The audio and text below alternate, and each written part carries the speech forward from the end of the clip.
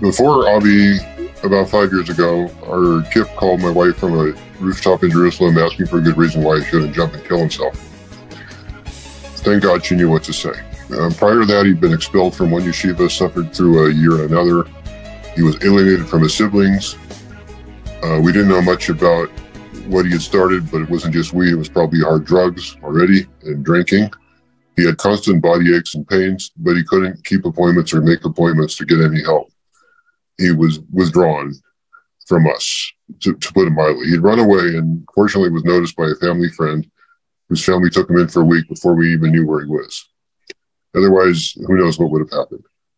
He wasn't just eating treif and violating Shabbos, he was just doing it aggressively and in our face on purpose. He told us we thought our religion was more important than him. He swore a lot.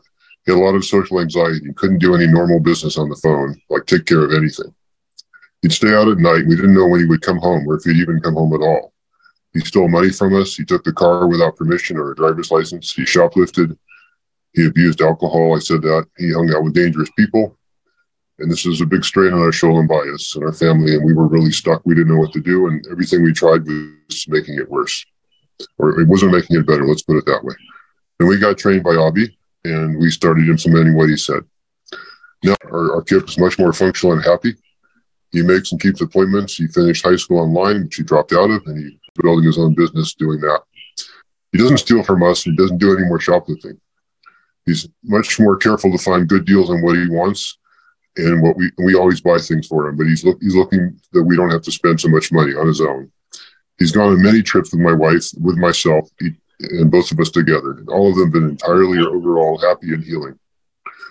His relationships with his siblings and his nephews are transformed for the good. They were very bad before. He showed lots of kindness, caring, and sensitivity to others. He's in good trauma therapy and gained a very large amount of self-regulation and social skills.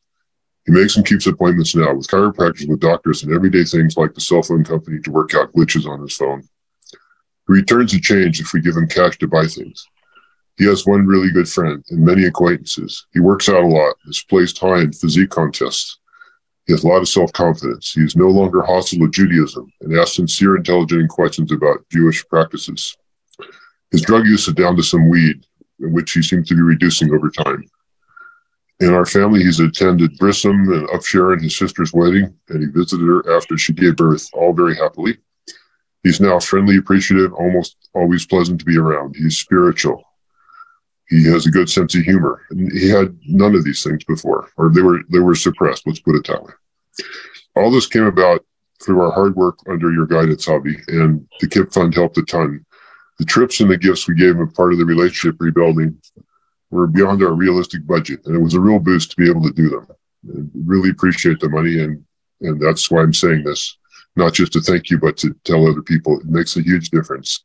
I don't think we could have provided this much healing this fast for him if we didn't have financial help.